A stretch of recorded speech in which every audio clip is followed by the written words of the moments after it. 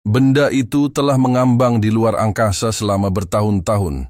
Sekalipun itu abadi, apa gunanya? Benar saja, seperti yang dikatakan Genryu, tubuh raksasa Nating berangsur-angsur menghilang di bawah sinar matahari. Tidak ada yang tahu bahwa ia menelan dirinya sendiri.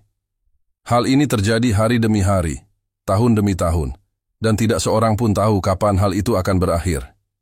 Lihat, itu hilang. Wajah Yefan pucat. Dia tidak bisa sadar kembali. Dia berkata dengan bingung, "Benda apa ini?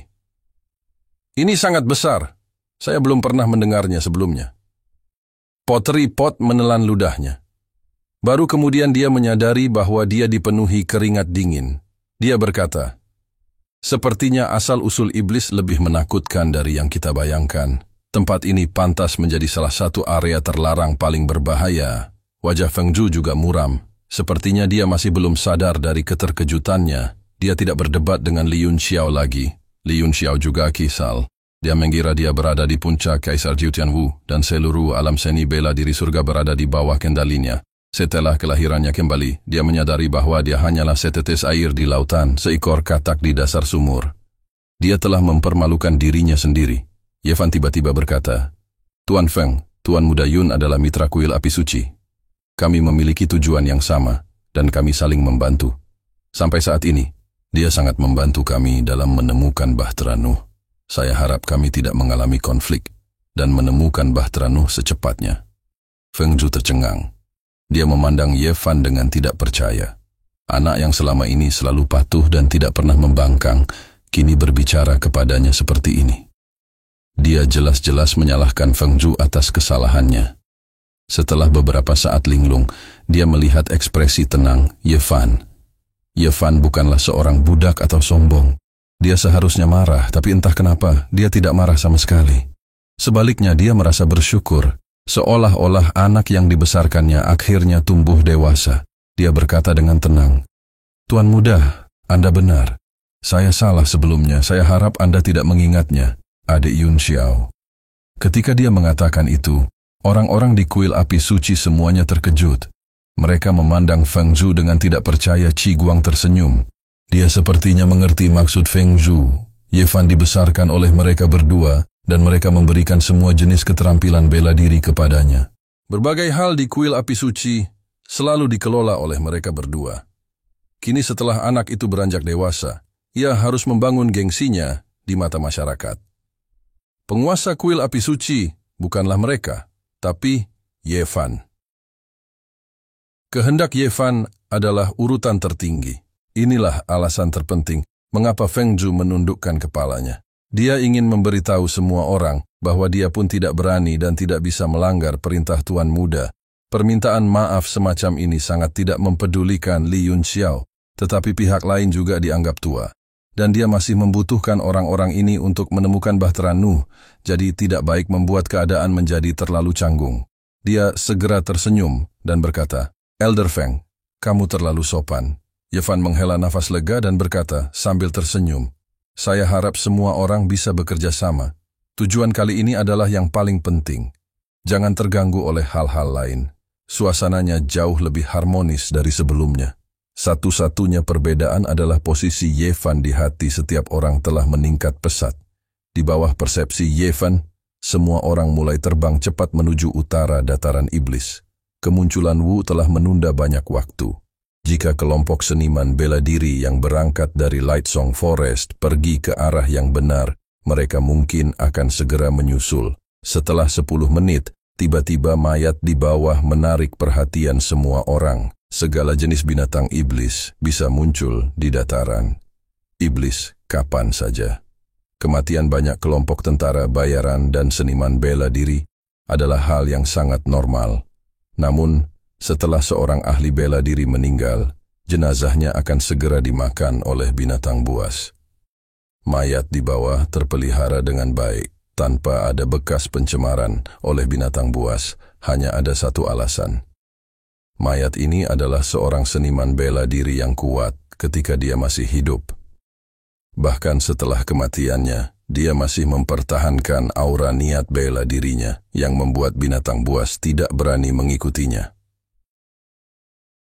Ternyata dia adalah Yang Mulia bela diri. Ciguang merasakan aura samar di sekitar mayat dan berkata dengan kaget, "Aura domain." Bahkan Yang Mulia bela diri pun mati. Meskipun dataran iblis kuat, yang terkuat hanyalah binatang iblis tingkat Yang Mulia Orde ke-8. Bahkan jika Yang Mulia bela diri tidak bisa menang, tidak akan sulit baginya untuk melarikan diri. Bagaimana dia bisa mati? Ekspresi Li Yunxiao sangat serius. Dia memeriksa mayatnya dan menemukan lubang besar di dadanya. Jantungnya hancur dan dia mati. Jelas sekali, dia terbunuh dengan satu pukulan. Terlebih lagi, itu adalah pukulan dari belakang. Wajahnya masih terlihat ngeri dan enggan, seolah dia tidak percaya bahwa dia telah mati. Tao Chan menghirup udara dingin dan merasakan hawa dingin merambat di punggungnya. Dia berteriak kaget. Dia benar-benar mati dengan satu gerakan. Lihat luka ini, itu pasti kekuatan tinju manusia. Siapa yang sebenarnya bisa membunuh Yang Mulia bela diri dengan satu pukulan? Bukan hanya dia, semua orang merasakan jantung mereka menjadi sangat berat. Jika itu adalah pertarungan dengan peringkat yang sama, bahkan jika serangan diam-diam berhasil, mustahil membunuh lawan dengan satu pukulan. Hanya ada satu penjelasan.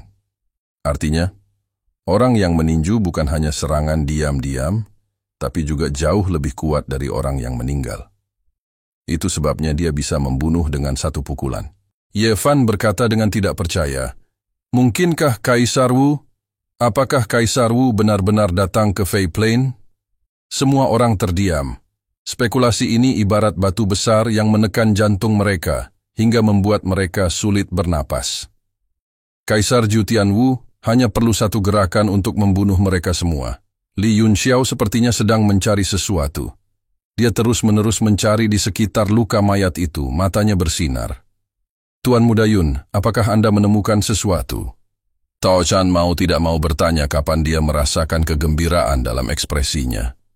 Meski belum lama saling kenal, pemuda ini setenang gunung. Hal-hal biasa tidak akan mampu menggerakkannya. Li Yunxiao terdiam beberapa saat, lalu berkata, "Sepertinya aku sudah tahu siapa yang membunuh orang ini." "Siapa?" Semua orang terkejut pada saat yang sama dan semua mata tertuju padanya. Li Yunxiao tersenyum santai dan berkata, "Pukulan ini adalah tinju King Kong yang sangat biasa, namun peringkatnya tidak di bawah Kaisar Zhu Tianwu. Untuk dapat menggunakan tinju King Kong dengan cara yang sombong, itu hanya bisa dilakukan oleh pemimpin grup tentara bayaran pemula kami, Tuan Muda Hao Lian."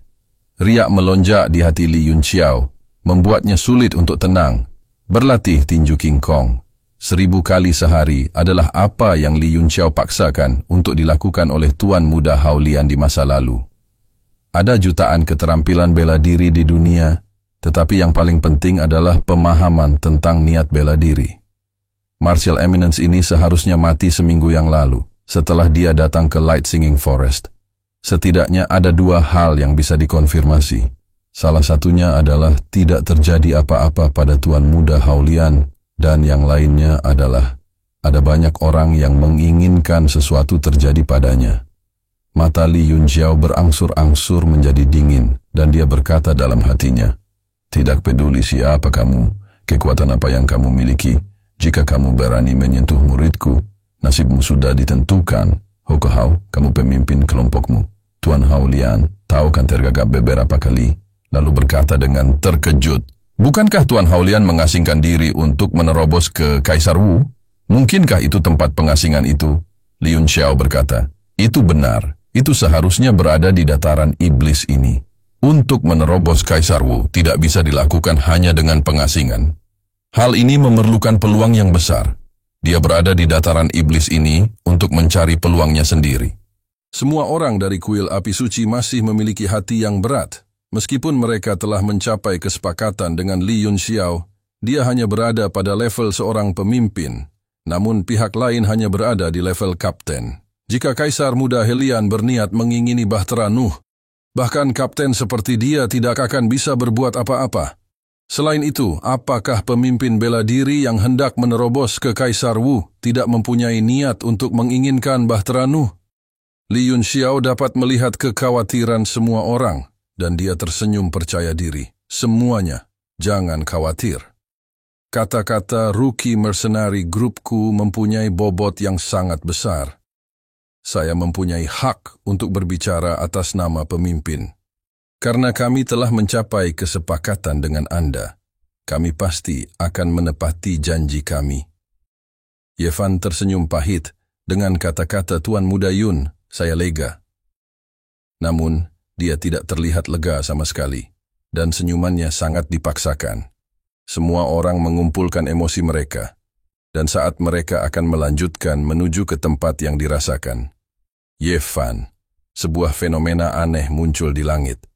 Awan gelap melonjak, dan langit menjadi gelap. Apa yang sedang terjadi? Mungkinkah Wu ada di sini lagi?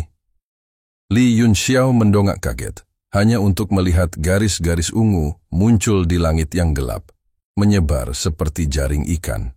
Ruangan itu terus-menerus terkoyak, dan segala macam energi negatif meresap ke dalamnya.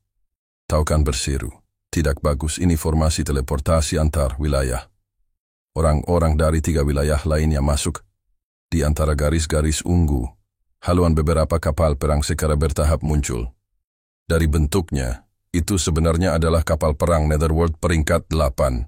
Aura artefak yang kuat muncul di angkasa, menekan hati Li Yunxiao dan yang lainnya, dan ekspresi mereka berubah menjadi lebih buruk. Perairan berlumpur di dataran iblis ini menjadi semakin keruh. Segera, garis-garis teleportasi ungu menghilang dan langit kembali normal.